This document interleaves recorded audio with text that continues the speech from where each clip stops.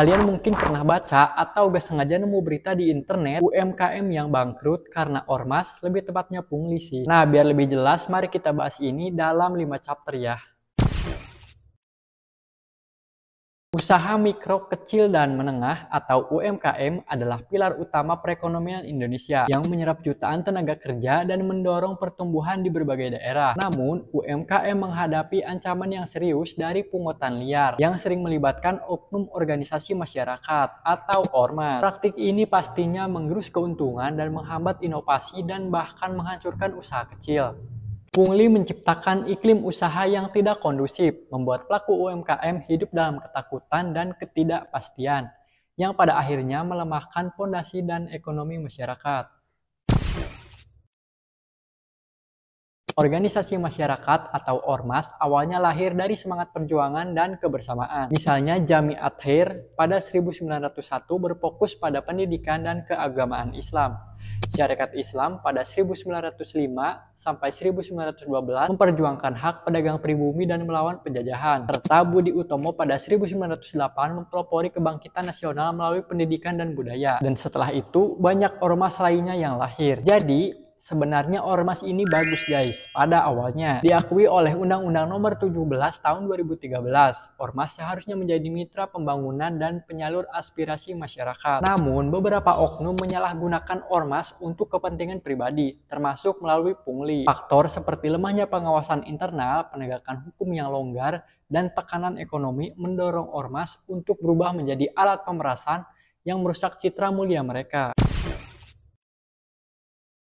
Pungli ini muncul dalam berbagai bentuk, misalnya pungutan keamanan atau kebersihan yang ilegal. Oknum ormas meminta uang, keamanan, dan kebersihan tanpa memberikan layanan nyata, serta sering disertai dengan intimidasi jika ditolak, yang mana ini bisa kita temui saat parkir. Perizinan bodong, misalnya menawarkan jasa pengurusan izin usaha fiktif dengan biaya yang tinggi. Paksaan pembelian atribut, UMKM dipaksa membeli bendera, kaos, atau memberikan sumbangan wajib. Jasa pengamanan acara, pemaksaan jasa pengamanan dengan tarif mahal saat UMKM menggelar acara, misalnya hajatan. Kalian tentu familiar sama ormas yang bajunya kayak tentara jeruk itu.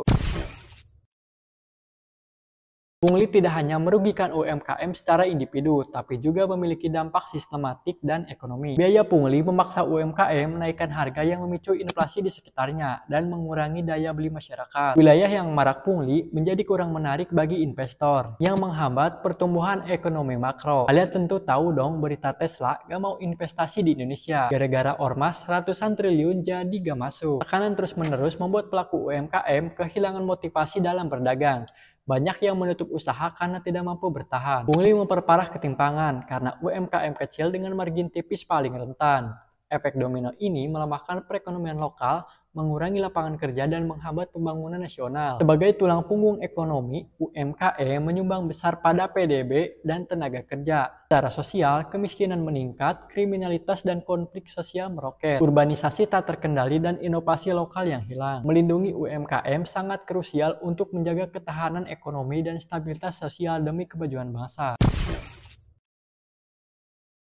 Mengatasi pungli memerlukan partisipasi berbagai pihak, seperti penegakan hukum yang tegas, dan ormas harus menerapkan mekanisme pengawasan ketat dan menghukum anggota yang terlibat pungli. Sosialisasi tentang hak UMKM dan saluran pengaduan resmi dapat meningkatkan keberanian melawan pungli. Birokrasi perizinan yang sederhana mengurangi celah pungli. Pemerintah daerah sebaiknya menyediakan tempat pengaduan dan jaminan keamanan. Sementara UMKM perlu bersatu untuk membentuk asosiasi untuk kekuatan kolektif. Bukti pembayaran resmi harus jelas untuk membedakan dari pungli ilegal. Dengan langkah-langkah ini, UMKM dapat terbebas dari cengkeraman pungli yang menciptakan lingkungan usaha yang kondusif. Indonesia harus memastikan UMKM sebagai tulang punggung ekonomi yang menyumbang lebih dari 60 PDB dan 97% dari total tenaga kerja, dapat tumbuh tanpa ancaman pemerasan. Nah, kalau menurut kalian ada yang kurang bisa komen ya. Jangan lupa like, komen, dan subscribe video ini. Bye-bye.